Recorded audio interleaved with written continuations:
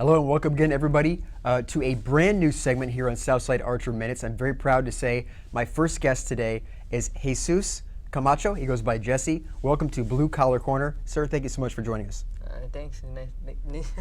Thanks for welcoming me today. You know it, buddy. So the reason why I've asked Jesus, he goes by Jesse, he's in my 12th grade language arts class, but he has some really interesting stories.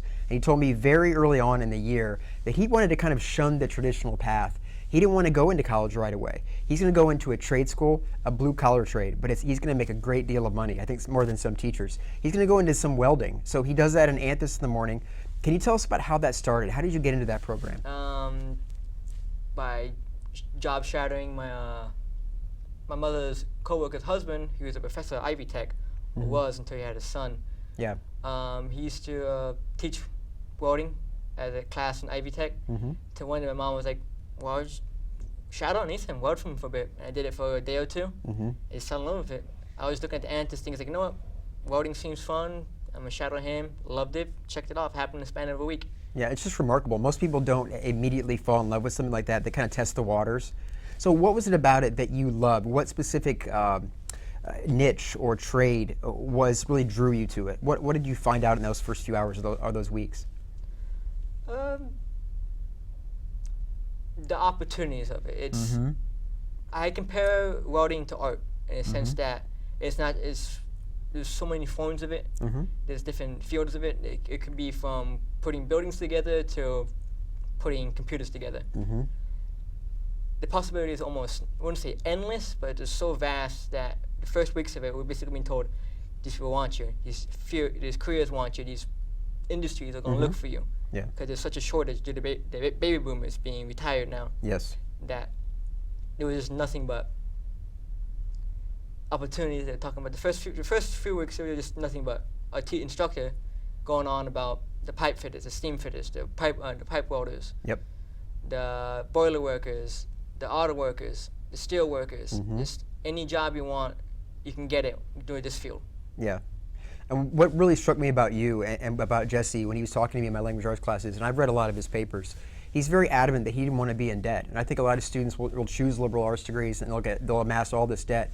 But he's absolutely sure and determined that what he just said previously, he's going to go into this job, he's immediately going to make a great deal of money doing something he enjoys. So I think that's kind of interesting and unique. Would you say that's probably pretty accurate? Yeah, welding right now has a very high level of job security due to the fact they want you, not you wanting them. Yeah. In fact, the average age of a welder is 50 years old, which is extremely high due to the job. Is most welders retire at around age 50 or 40. Yeah. Because the job is a very physically demanding job. You can get back pain, back issues, carpal tunnel. What's the word? The graying of the eyes. What's it called? Is it cataracts? Yeah, cataracts. Cataracts. Yeah. Some the arc light.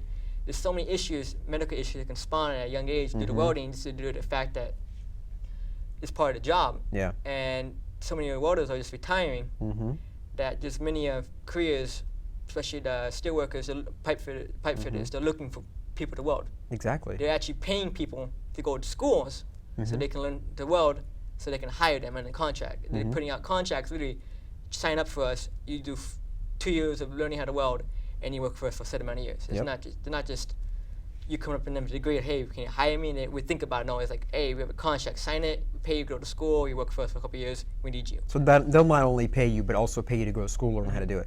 That's just remarkable. It seems like there's two facets and aspects you're talking about here. One, it's a very aging population that's actually engaged in this practice. And two, it's very dangerous. So it seems like people are kind of shying away from it, so they need more qualified people like yourself. The dangerous part is kind of over-exaggerated due to the fact that welding, there's multiple types of welding. People think of welding as dangerous. They think of the construction workers, people working on top of the buildings, or the divers. Matter of fact, the only dangerous part of the diving part is the deep sea divers.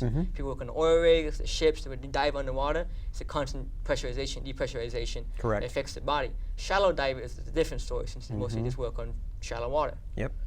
I feel like the most dangerous thing in welding itself is just burns. Literally, I burnt myself many times, but severe burns can happen if you're not at a freak accident or just not proper use of safety. But the accidents of a danger level is pretty moderate It's just part of the job, but most of the danger just comes from over-exaggeration of Right. which job it is. The field I want to work into is TIG welding. The dangers of it is super minimal. It's almost attuned to basically beefed up soldering. Yeah.